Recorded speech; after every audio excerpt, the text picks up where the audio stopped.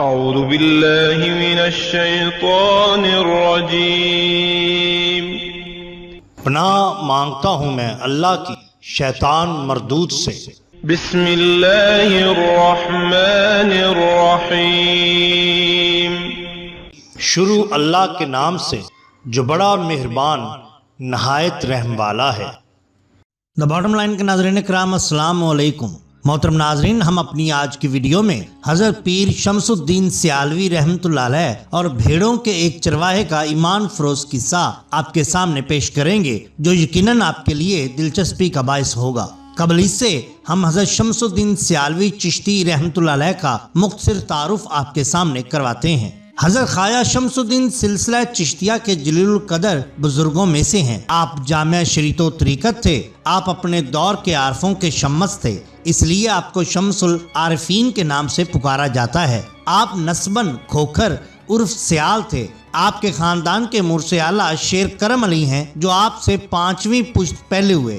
شیر کرم علی ریاضت اور عبادت میں باکمال بزرگ تھے۔ ان کا مقبرہ سیال کے قریب زیارت گاہ خاص و عام ہے۔ آپ کے والد گرامی کا نام میاں محمد یار تھا۔ والدہ کا نام جنت بی بی تھا، جو قرآن پاک کی حافظہ تھیں اور بچیوں کو قرآن پاک کی تعلیم دیا کرتی تھیں۔ آپ سن 1214 ہجری بمطابق سن 1799 میں موضع سیال شریف ضلع سرگودا میں پیدا ہوئے۔ والدین نے آپ کا نام شمس الدین رکھا۔ یہ وہ زمانہ تھا جب کہ پنجاب میں سکھوں کی حکومت تھی۔ ان کا رویہ بہت ظالمانہ تھا اور مسلمانوں پر ان کا ظلم و ستم روز بروز بڑھتا جا رہا تھا۔ خود خواجہ صاحب کے والد ماجد میاں محمد یار اپنی حق گوئی اور حریت پسندی کے باعث سکھوں کے ہاتھوں گرفتار ہوئے اور بہت ہی مصائب برداشت کیے۔ حضرت خواجہ شمس الدین سیالوی کا سلسلہ نسب حضرت علی المرتضیٰ رضی اللہ تعالیٰ عنہ سے جا ملتا ہے۔ خواجہ صاحب کو عام بچوں کی طرح کھیل کود سے کوئی شغف نہ تھا۔ ان کے والد نے قرآن مجید پڑھنے کے لیے انہیں قریبی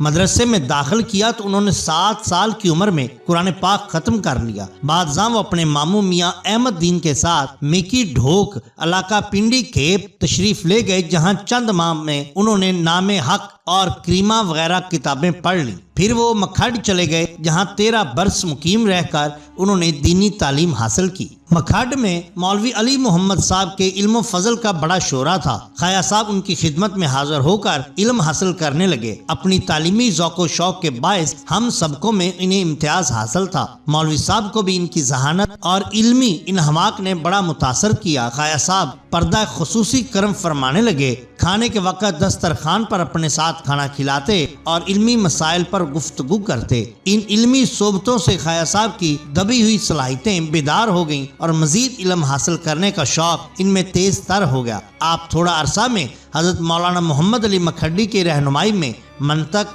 فلسفہ، صرف و نحو، عربی اور فارسی میں مہارت حاصل کر لی۔ پھر مزید تعلیم کے لیے موضع اخلاص ضلع کیمل پور کے مدرسہ میں تشریف لے گئے اور وہاں تھوڑا عرصہ مقیم رہ کر فقہ کی چند کتب بھی پڑھی اور پھر واپس مولانا محمد علی کے پاس آ کر رہنے لگے۔ حضرت مولانا محمد علی اگرچہ علم و فضل میں بے نظیر اور زہد و تقوی میں منفرد اور مرجع خلائق تھے، لیکن دل ابھی کسی ایسے صاحب کمال کے لیے تڑپ رہا تھا جو ایک نگاہ میں گھائل کر دے اور اپنی توجہ باطنی سے حریم ذات کے دروازے کھول دے۔ کئی بزرگوں کی شہرت سنی، گئے، دیکھا اور لوٹ آئے، دل کی تسکین کا سامان کہیں نظر نہ آیا۔ ایک روز کسی نے حضرت پیر پٹھان قبلہ شاہ محمد سلیمان تونسوی قدسرا کا تذکرہ کیا تو نام سنتے ہی دل بے چین ہو گیا اور تونسہ مقدسہ کا سفر اختیار کیا اور وہیں آپ کے دست حق پرست پر بیعت ہوئے۔ اگرچہ شمس الانوار تجرید اور تفسیر کے شاہسوار تھے، مگر آخرکار اپنے پیشوا کے ایما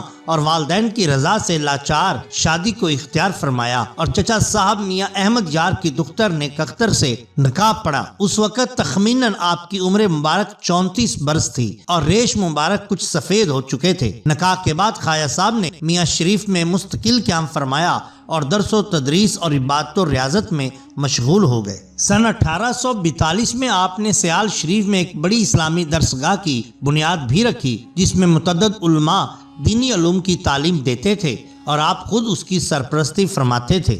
آپ کی صحت آخر دم تک بہت اچھی رہی اور اپنے تمام معمولات باقاعدگی سے بجا لاتے رہے، مگر جب 1300 ہجری محرم الحرام کی 15 تاریخ آئی تو آپ نے صاحبزادہ محمد دین صاحب کو بلا کر اپنے قرب وصال کی خبر دی اور فرمایا میں نے اللہ تعالیٰ سے دعا کی تھی کہ میری عمر حضرت خواجہ محمد سلیمان تونسوی کے مطابق ہو اور اس سے زائد نہ ہو۔ بلاخر 18 صفر سن 1300 ہجری میں آپ کو عارضہ تپ لاحق ہوا۔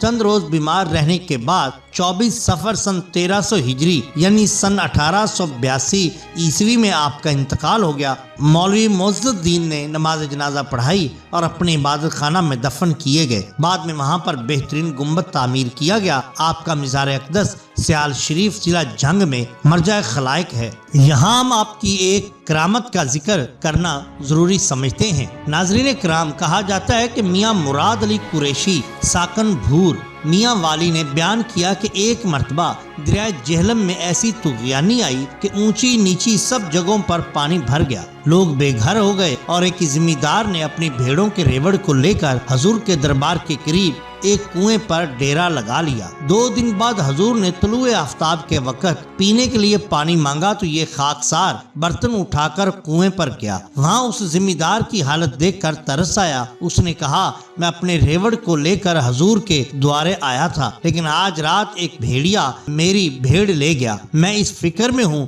کہ اگر وہ روزانہ آتا رہا تو میرے پاس کچھ بھی نہ رہے گا۔ خواجہ صاحب سے عرض کرنا کہ میرے حق میں دعا فرمائیں تاکہ میں پرسکون ہو جاؤں۔ حضرت شمس العارفین نے سن کر فرمایا اس بگیاڑ نو خدا دی مار، یعنی اس بھیڑیے کو اللہ تعالیٰ کی مار ہو، ذرا باہر جا کر کہیں دیکھو تو صحیح۔ حسب فرمان ہم 2 آدمی اس کو ساتھ لے کر جنوبی طرف گئے تو دیکھا کہ بھیڑیا اور بھیڑ ایک دوسرے کے ساتھ آرام سے بیٹھے ہیں۔ ہم میں سے ایک نے بھیڑیے کو للکارا اور دھکا دیا لیکن وہ نہ اٹھا۔ فقیر نے اسے پکڑا اور دربار خواجہ میں لے آیا۔ خواجہ صاحب نے فرمایا اس کو چھوڑ دو اور اسے کہہ دو کہ آئندہ اس طرف نہ آیا کرے۔ حسب الحکم اس کو باہر لا کر چھوڑ دیا گیا اور وہ ہرن کی طرح چھلانگے لگاتا ہوا بھاگ گیا اور وہ ریوڑ والا تا زندگی آپ کا غلام بنا رہا۔ محترم ناظرین، یہ شان ہوتی ہے اولیاء اللہ کی۔ اگر آپ کو ہماری یہ ویڈیو پسند آئی ہو تو لائک کیجئے، سبسکرائب کیجئے ہمارے چینل دا باٹم لائن کو، تاکہ ہم آپ کے لیے اور بھی بہترین ویڈیوز لا سکیں۔ اپنے دوستوں کا، گرد و نواح کے لوگوں کا بہت خیال رکھیے۔ اللہ اور اللہ کے رسول صلی اللہ علیہ وسلم سے بے